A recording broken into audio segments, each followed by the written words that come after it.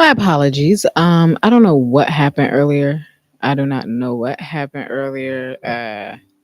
But I had to restart it. So now I'm gonna start over. I'm gonna start the chapter over. Like I said, it's a short chapter anyway, so please bear with me. Okay. Trying to get light here. I'm just trying to get some light because this is a little bit dark.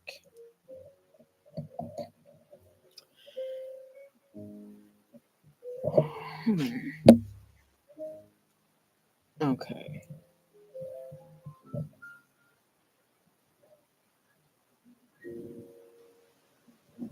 Mm-mm.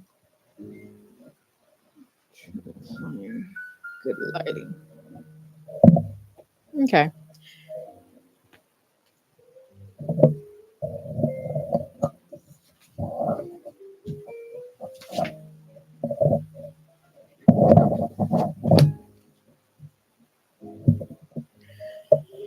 Alrighty, so let me go ahead and start. My 17-year-old son, Chase, and his friends are in the family room watching a movie. I've been trying to leave them alone, but it's hard for me. I understand that most teenagers think their moms are uncool, but I am certain I'm the exception. I stand at the door and peek inside. The boys are draped all over the couch. The girls have arranged themselves in tiny, tidy, roly poly piles on the floor. My young daughters are perched at the feet of the other girls, quietly worshiping. My son looks over at me and half smiles. Hi, Mom. I need an excuse. I need an excuse to be there, so I ask. Anybody hungry? What comes next seems to unfold in slow motion. Every single boy keeps his eyes on the TV and says yes. The girls are silent at first. Then each girl diverts her eyes from the television screen. I cannot see. And scans. Oh, fuck.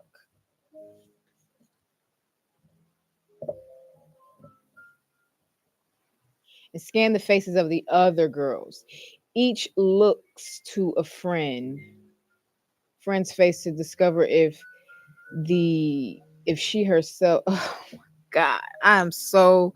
Please bear with me, please. Like, I don't know. It's like every time when I read, sometimes in the middle of reading, it's like things get blurry. Okay, let's finish. The girls are silent at first. Then each girl diverts her eyes from the television screen and scans the faces of the other girls. Each looks to a friend's face to discover if she herself is hungry. Some kind of telepathy is happening among them.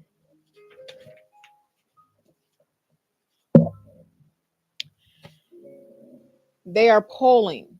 They are researching.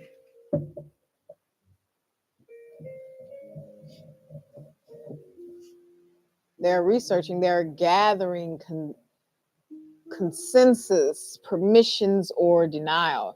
Somehow, the collective silently appoints a French braided, freckled nose spokesgirl. She looks away from the faces of her friends and over at me. She smiles politely and says, "We're fine, thank you. We're fine, thank you." Cute. The boys look The boys looked inside themselves. The girls looked outside themselves. We forgot how to know where we learned how to plead. Wait. We forgot how to know when we learn how to please. This is why we live hungry. That is true. And if you just heard this last part of this, Glennon asked the boys were they hungry. They all said yes.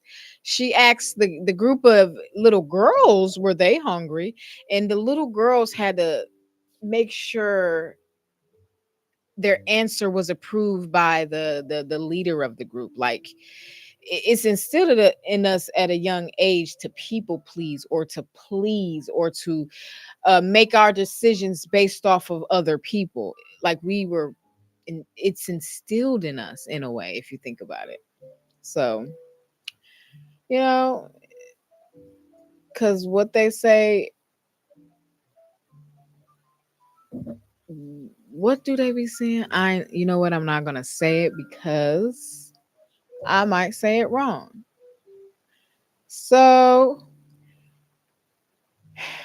okay. Why does this keep going out? I don't need it out. God. Okay. So in this chapter, Glennon talks about the power and importance of women coming together in honest, vulnerable spaces. She contrasts shallow, surface level socializing with gatherings that feel alive, nourishing, and real. Okay. The hunger for connection.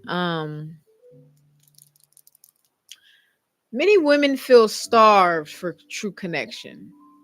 And I can agree with that because I think we look for, I think we what we look for in men, they don't have it because they're not women. What we looking for in them, we just gotta go, we gotta find it in women. And I'm not saying being no lesbian or anything like that, but if you looking for a deep connection, stop romanticizing that. Don't romanticize it. Just find a bunch of girlfriends that you can trust, and you can get deep connections like with them. I'm s- I just it may not be possible. It's possible, but it's probably rare to find that type of connection in a man or in a guy because we were raised different. Women, we were raised to fucking submit or whatever the case may be. We were raised to fall in love and find love. And dudes weren't raised like that. Men, they were raised to be logical. They were raised to hate women. They were raised to hate women. It is what it is because boys, they grow up and they're taught that, ew, you can't cry. That's girl stuff. You can't play with girl toys. You can't, everything that's associated with soft or feminine or girls is ew, it's nasty. Ew, I can't be that because I don't want to be a girl. That's how boys are raised.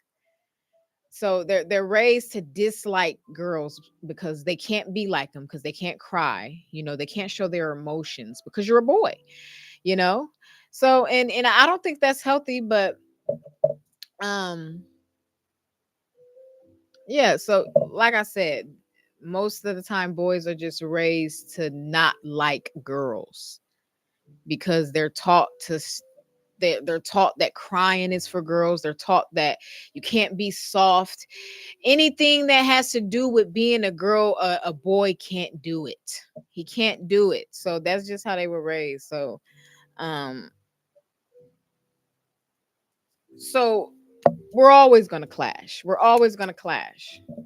We're always going to clash. So it is important to uh, kind of get a community of women together if you're looking for that deeper connection. And like I said, no lesbian shit, but that connection that you're looking for, you probably won't find it in a man because men and women are different. We're different. So besides, you can't rely on your partner for everything. You need friends and stuff like that. You know what I mean? But anyway, what's the next one? We often gather in ways that feel obligatory or shallow. Play dates, PDA meetings, brunches, full of small talk. Yeah. See, I'm not a mom, so I wouldn't know that. Uh, but deep gatherings where women share their truths feel a spiritual hunger. True. Very true. Um, that spiritual connection, I feel like you can only find in women. In women. And like I said, I'm not talking lesbian shit. But if you are looking for romantic shit or whatever, that deep connection that most women are looking for, you it may be rare that you will find it in a guy because they're logical and things like that. They're not gonna. I don't know. I don't know. I just think it's just how we're raised. I'm not saying they're bad for it, but it is annoying sometimes. But hey, it is what it is. You live and you learn. You just find the right people for you. Um, Caged gatherings. The cage versus the free. Me. I don't know if that's referring to me or is it just free, but um cage gatherings equal performance, politeness, gossip, pretending. So cage gatherings, for example, a cage gathering is where was that at? Play dates, those PDA meeting brunches. Those are caged gatherings because you got to pretend. And I only know this because I see movies and stuff. Like growing up, I watched Lifetime movies, and I see the moms in the movies go to the PTA meetings, and they're all fake as fuck. They're all fake as fuck. That's what I can't stand about women. Bitches be fake, including me, including me. But yesterday, I became real. I promise. I promise I'm not fake no more.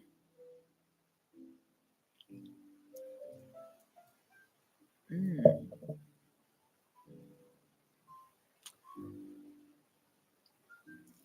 my neck hurt. Okay. Free gatherings, truth telling, listening, crying, laughing, feeling alive. Truth gatherings. That's where you find people that you can trust. You find people that you can be vulnerable with, and somebody who will allow you to cry and not judge you. Those type of gatherings where you just feel the love and you feel like you're not being judged, those are very important. Those are very important. And it kind of reminds me because sometimes me I've always dealt with shit ever since I was a little kid because I used to crave attention from my mom. So she sometimes I feel like she never listened to me. But even as a young girl, anything that I went through, like I was stressed about or sad about, I always dealt with it by myself. Always. I always, that's why I'm the way I am today. Whenever I'm going through something, I cut everybody out. I cut everybody out. But I realize sometimes it will help to talk to somebody. It helps to talk to somebody. Don't do, don't do that to yourself to where you just, although that helps. And let me explain. If you just down and down, don't stay in that. It's okay to dwell in it for a little bit, but get out of it. Get out of it, stuff's gonna happen. But I say it's safe to do those things, to cry, to cut everybody out sometimes, because recently I kind of feel like our emotions, this is just something that I thought about. I feel like our emotions are like portals. They're portals in a way because a lot of times we feel pain and things like that, and we run from it. We don't want to feel the pain, so we try to occupy our time with watching stuff or just occupying our time with people and things like that. But when you sit in these emotions, when you just sit in them, because and try to envision with me like your emotions. Let's say you are sad. That emotion, the sad emotion, is a portal. On the other side of that emotion is a new version of you. If you only if you sit in that emotion, don't run from it. Just sit there. Sit there. That's the thing about me, and I've always done this, and I feel like it's like this is what my soul knows, that it's a healing. I don't know if it's a healing, but I feel like on a soul spiritual level, my soul know that it's healing. But I would, let's say I'm sad, I would literally take a day and I would plan it like, today I'm going to cry all day. I'm going to cry all day. That's what I'm going to do today. I'm going to cry. I'm going to let everything out. And for some reason, it just is, there's a spiritual meaning behind tears. We have to release. Don't leave those emotions in. You got to let that shit out. You got to go through it to get to it. And then on the other side of that sad emotion, once you finally felt through all the emotions, on the other side you are a new person.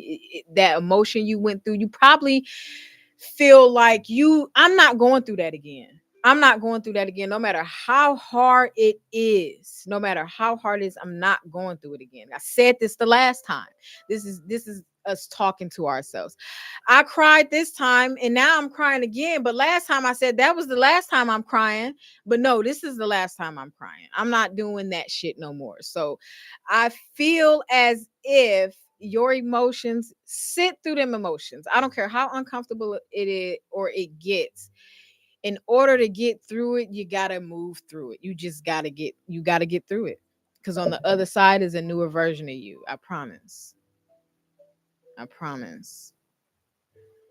So, I hope I didn't lose anybody there, because I kind of got carried away. Sometimes I get carried away and I just be talking so much and then I be missing what I be talking about. Um, okay. Glennon emphasizes how many of us are conditioned to perform perfect womanhood, perfect womanhood, instead of showing us, eh, instead of showing up as our messy, honest selves. And that's true. I say it's true because me, and I think most women are like this. I think most women are like this. See, growing up, when you start dating people, you just offer dumb shit for no reason. Like, I remember I was dating this guy and I told him, "You the only one I'm fucking," when I wasn't. Like, why would I tell him that? Why would I tell him that? And I feel like majority of women, they so badly want to be looked at as a good girl. We lie and stuff like that because we want to be looked at as a good girl. Like, all you got to do is tell the truth. Like, it was at one point I was lying and stuff, and it was only so, I only lied because I so badly liked this person and I wanted him to view me as a good girl. So I was lying. And it wasn't that I was doing anything bad. It was just, I'm a good girl. I'm not like them other girls. I'm different. Pick me. So yeah, I think we're all pick me's at one point in our lives. So in that, then you get to a point where it's like, ugh, I'm tired of wearing a mask. I'm tired of wearing a costume. I'm tired of performing to be picked by a man. I don't, fuck it. Don't pick me. Don't pick me. If you can't accept me in my ugly ways, you can't accept me just the way I am, just allowing me to be comfortable in my own skin, then you just ain't the one for me. You're just not the one for me. I'm not performing for nobody ever again. I'm not doing that. That's not happening. But yeah, why do we do that? Why do we do that? It's stressful. It's stressful. And I know some of y'all out there, y'all are stressed the fuck out because you gotta freedom is to be yourself. That's why my name is free. That's why my name is free. That name and that name was given to me at the right time. At the right perfect time. Like it was given to me at the right perfect time. It was. But anyway, I kind of sound ratchet. But anyway, true gatherings become almost sacred because they remind us we are not alone. Oh my God. That is where TikTok came in at. I'm telling you, I was going through like the worst relationship stuff back in like 2020. I get on TikTok. TikTok helped me through the most darkest times because when I discovered TikTok for myself, I noticed that it's not like Facebook. It's not like Instagram. It's people accept you for who you are. I could be myself like on Facebook. I felt like people were watching me, people were judging me. It was just a negative vibe when it came to Facebook. It's a negative vibe when it comes to Facebook. So when I found even in Instagram, I don't really care for Instagram like that. But I don't even fuck with Facebook. Yeah, it's just negative. But see that's oh fuck. I forgot what I was saying. Um but yeah, that's when I found TikTok and I started posting on there, that's when I started, you know, uh, kind of finding myself a little bit. And that's when I kind of became a little more comfortable with myself. And people they support more on TikTok when I first discovered it.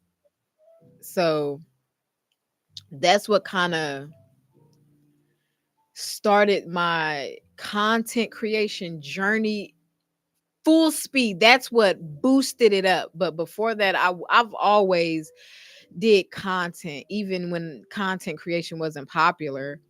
But I don't know. I just had a I don't know. I even remember when I was young. I wrote a movie. I wrote a movie and I tried to get everybody in my house to play a person. So I know it's something there. It's some creation in me that's there. And the more time go by, the purpose will reveal itself even more. Like I still feel like my purpose hasn't fully been uncovered. It hasn't fully been uncovered. But yeah, like I said, TikTok was definitely the reason it helped me get through one of the toughest times in my life. So that's why I love TikTok. That's why I do what I do on TikTok because it definitely it saved me a lot. It did. So TikTok, I really, really appreciate you. I miss the older TikTok. Cause TikTok now I'm seeing too much local shit. I don't like that. I didn't see local stuff like that on TikTok before. Recently, I'm just seeing too much local shit and I am not feeling it at all. So let's continue. So yeah, like I said, true gatherings become almost sacred because they remind us we're not alone. And yeah, it always feels good. That's what I was saying. Like on TikTok, a lot of people, when you say things, a lot of people can relate. A lot of people can relate. That's what TikTok gave me a lot of confidence in to gave it gave me a lot of confidence into what I speak. A lot of like when I first started speaking about this stuff, I used to be scared because I thought I was going to hurt people's feelings. I didn't want to hurt the man feelings that I was with at the time when I first started TikTok. But now I don't give a fuck. I don't care. I don't care. It is what it is. If my truth make you feel a way or make you look like a bad person, maybe you shouldn't have been a bad person. How about that? But anyway,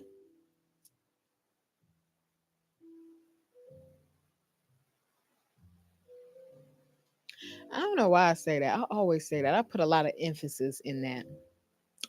But anyway,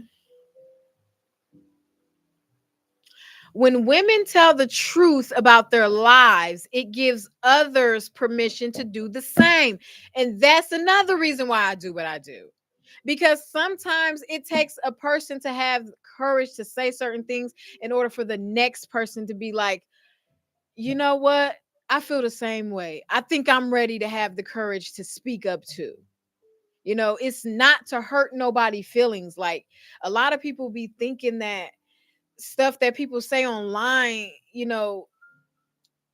listen, if I say something and you never met me in your life and you come in my comments or you come and message me and you trying to defend yourself, what are you defending yourself for? Why are you defending yourself? I'm not talking about you. Obviously, I don't even know who the fuck you are. But a lot of people will hear some shit, they will get offended by it and then try to defend themselves. What are you defending yourself for? I never fucked you. Godly.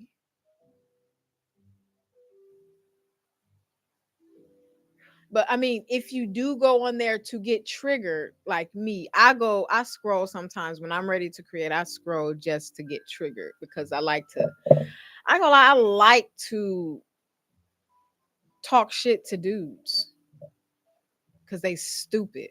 Most of them are stupid as fuck. Um, yeah, so it gives other women permission, it gives them the courage, it gives them the confidence to speak up. So that's what I'm doing. My goal is just to help somebody. My goal is to help somebody. And if that's just uplifting an individual, I will take that. I'm fine with that. As long as I'm helping somebody.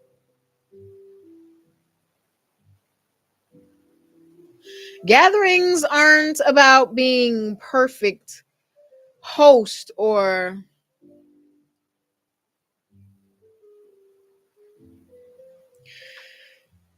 okay. My eyes are getting blurry. Gatherings aren't about being perfect host or curating appearances. They're about creating space where truth can be spoken and received. That's where real freedom and sisterhood lives. Um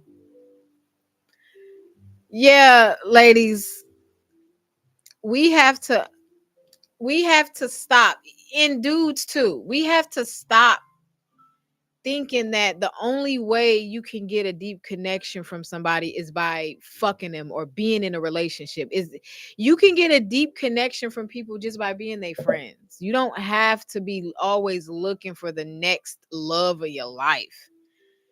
Just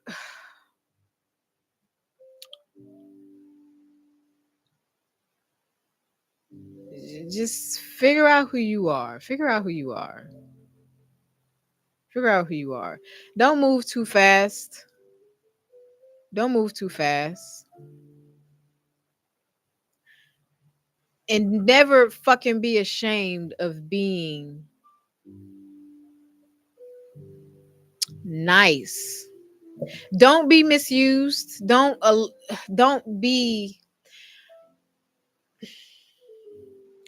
Learn how to stick up for yourself, cuz I know a lot of times people who get taken advantage of, they know they're getting taken advantage of. They see it coming from a mile away. The only issue is they just don't know how to stick up for themselves. So they'll just allow it to happen. They will allow it. They will know that this person, I know when this person come, they're going to try to manipulate me. I know they're going to try to use me. They're going to try to do something. Nice people see it all the time. We just don't know how to take up for ourselves or speak up. So they're not stupid. They know when a person is coming to try to use them. We know these things. It's just we're at a time in our lives where we just some scary motherfuckers. Not even scary, but we just don't have the guts to, hey, uh fuck it. Speak up. I was finna try to get into a character, but yeah, we just don't have the guts to speak up at the time. But there will come a time, ladies, gents. If you're there, if you can't speak up, there will come a time where you do not give a fuck. You do not give a fuck. It will come a time where if somebody trying you in public, you don't give a fuck who see. You're going to go crazy in public, but don't go to jail. You just don't give a fuck anymore.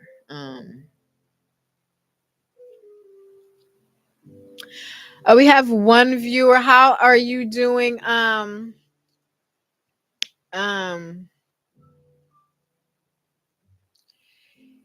Thank you. Appreciate it. Appreciate you for being here. Uh, I think that it. I think that's it. Let me see. When was the last time you felt truly seen in a group? Huh.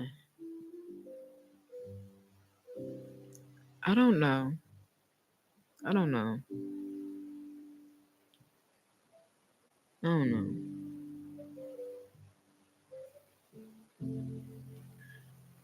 I could say I felt seen. I could say I felt seen at one point. I remember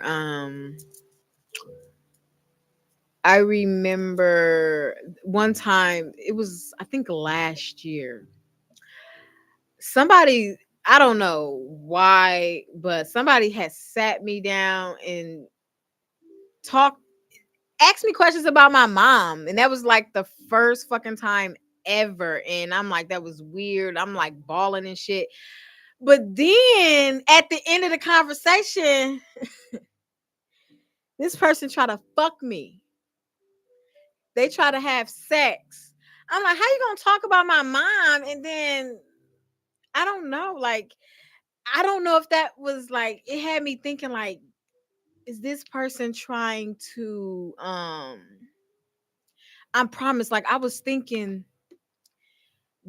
like I was thinking that whole day, this person trying to like get me in the most vulnerable state, then fuck me so that I could be so attached. Like I don't know. I don't know. But yeah, I felt seen there. But I was also gonna be seen in that bed as well. But I didn't. I didn't. I was too emotional. Like I can't be thinking about my mom. And I remember one time somebody asked me, that's crazy. That's crazy. I remember one time I was asked by somebody I was getting ready to do to. They asked me, "Can I play your mom's favorite song while we do it?" Fuck no. The fuck? Fuck no. Anyway, do most of your what do mo- do most of your gatherings feel cage free? My gatherings, I said most of my gatherings, where I feel free is when I'm around my dad and my sisters. Um, because I recently start talking, kind of talking to my dad a little more. So, and I never thought I could talk to him like that.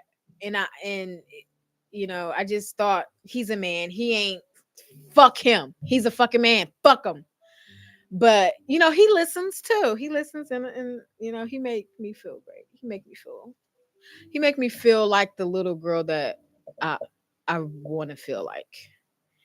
I never really felt like that little girl, daddy, daddy, come save me. I never really felt that. But I feel it now cuz my dad, I don't know, he enjoys being around his kids these days. I didn't know. I'm learning a lot about my dad.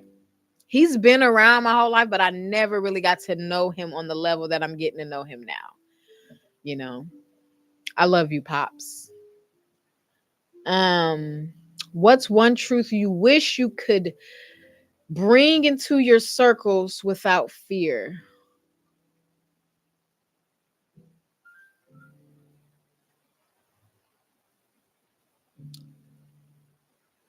Hmm.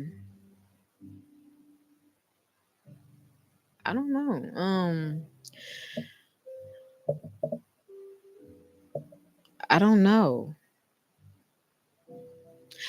I honestly, I'm not scared to say anything. I'll tell the world about any fucking thing these days. I really could care less because I feel like no matter what, no matter how cringe anything, the stories that I might give, it's gonna help somebody. It's gonna help somebody. My experiences, I went through what I went through. I'm a prophet. I went through what I went through because I gotta save everybody else that coming after me. That's how I'm moving these days. That's how I'm gonna move. I'm gonna move like I'm a hero. I'm gonna move like I'm a hero. I'm gonna try to get out there a little more. It's hard for me. It is so hard for me to get out. I don't like being around people. I hate being around people. I don't like it. So we're gonna work on that. We're gonna work on that. Free, you got this. How can we create more sacred spaces for connection? I say look within. Look within. Fix yourself.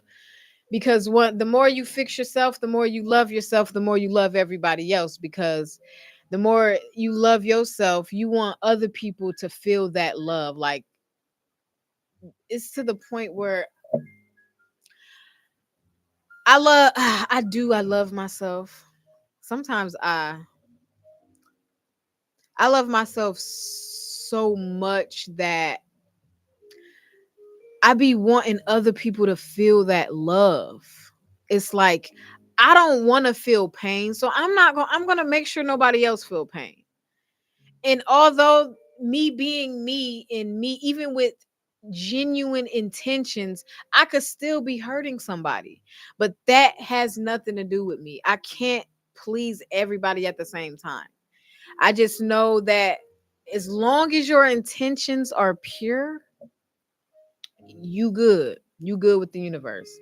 The universe goes off of intent. It don't go off it goes off your intent. It goes off intentions. Your intentions set the tone for what experience you're going to have. And I'm trying to think of a good example. For example, let's say you're asking this person, you're going to go ask Sarah for $25. But your intention on asking her for the $25 is to see if she's going to give it to you or not. Your intentions is already fucked up because you don't even want the $25. Your intention is to see if she's going to give it to you. And if she don't give it to you, you're going to have an attitude with her. You have your intent, it maps out the whole fucking experience. So intention is like the first thing that I don't know if y'all can understand that, but it's like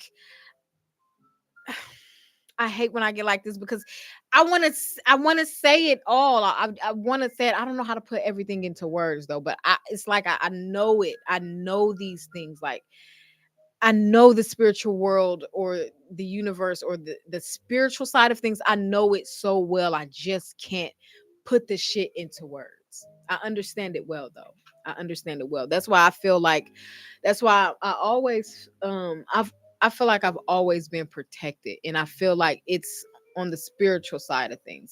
I've always been protected. No matter what, I feel like I've always been protected.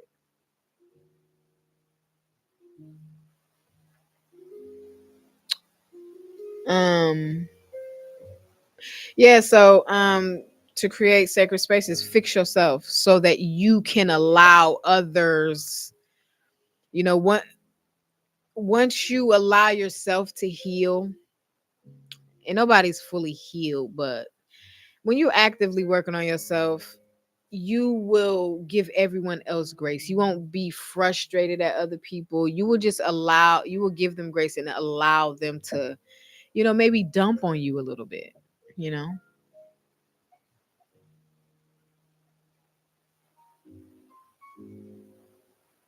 So gatherings aren't about performing, they're about creating spaces where truth is welcome and souls are fed. And that is very important. When somebody can allow you to be truthful without judging you, it feeds the soul. It feeds the soul. It really does. It really does. When somebody could just, I love you. I love you. And I'm going to love you even when the truth that you tell me is going to hurt me. I love you. Cuz sometimes some people are raised to the point where you can you can you can give them the space to tell the truth and you won't be mad, but they're still scared to tell the truth because they've been conditioned. They get popped in the mouth, get beat the fuck up by their parent for, dumb shit. So we conditioned to lie because we feel like we getting in trouble. So based off how you raised, if you don't fix that shit, you gonna be how you grew up in your household with your mom. You gonna be just like that with your significant other if you don't fix that shit.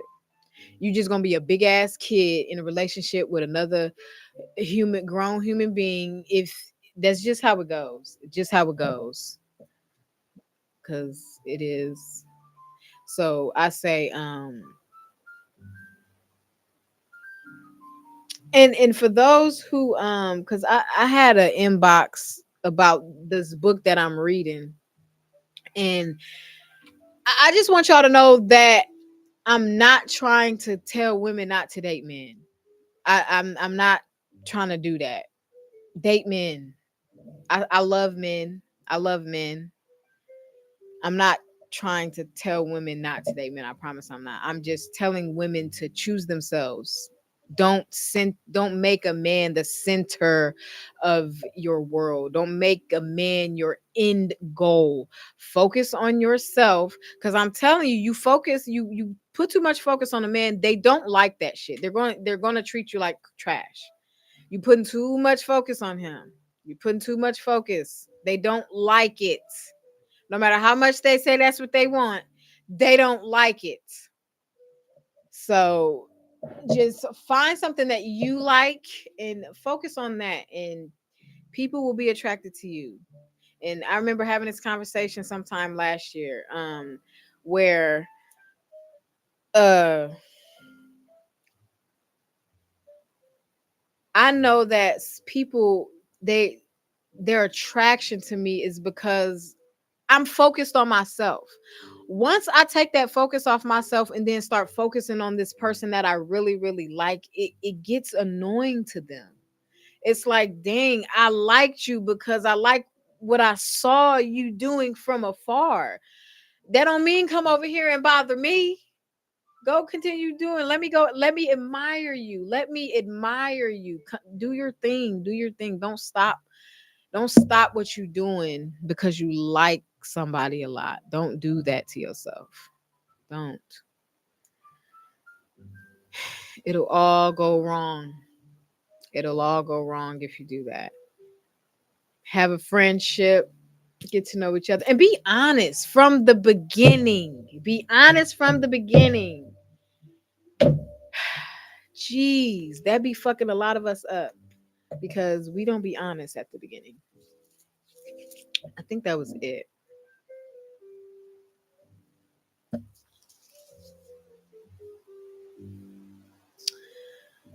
But anyway,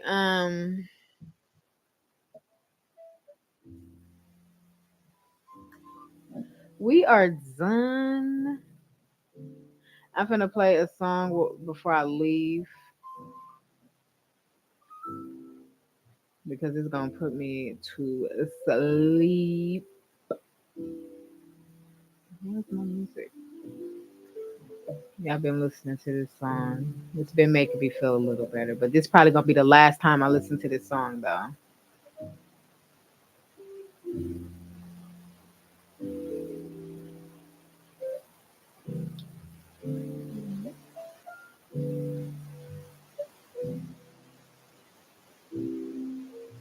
fuck, I can't find it.